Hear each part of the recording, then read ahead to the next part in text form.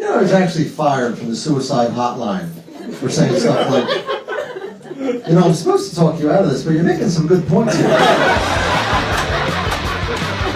I was raised Catholic. Anybody else raised Catholic?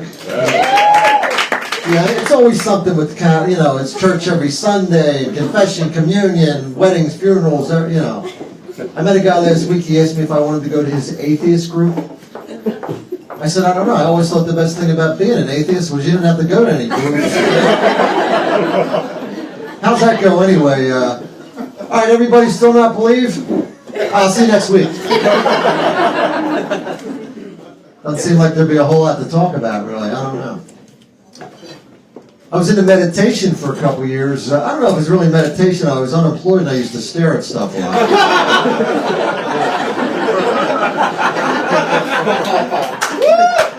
Same thing, right? I don't know.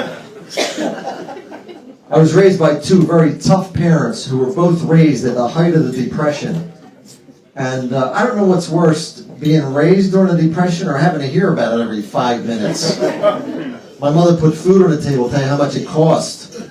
You left the light on, she'd go crazy. Who's wasting electric? Remember that baby shampoo, No More Tears? She used to use this other cheaper brand. Quit crying, bitch. I'm like, where do you find this stuff? But yeah, my mother was one of those mothers who were always on everything. Where are you going? What are you doing? You know, always had a better way. If my mother was kidnapped in that movie Taken, the sequel would be called Given Back. Please, we will pay you. Take her back. Yeah. You get a little older now. You get older, you find out you have different quirks and fears that you weren't even aware of before. You know, I had to go tandem parachuting attached to an instructor to find out that I have diddle acrophobia, which is fear of being molested while falling.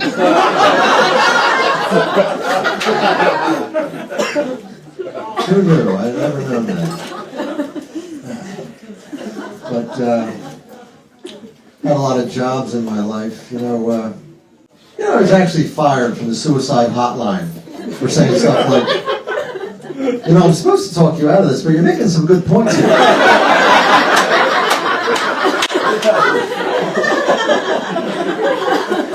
I may jump myself after this call, so. Listen, I gotta go. I'm starting to see why people think you're boring. Hello? Yeah. I was reading the paper where the oldest person in the world is a 115-year-old woman. 115, and I'm thinking wow, 80 or 90 seems old. What do you do at 115, you know? Can you work at 115? I'd love to give her a job interview. So where do you see yourself in 10 years? I'm joking, there's no way. I don't think you'll make it through the interview. So, I didn't get married till I was 48. Starting to think I should have waited.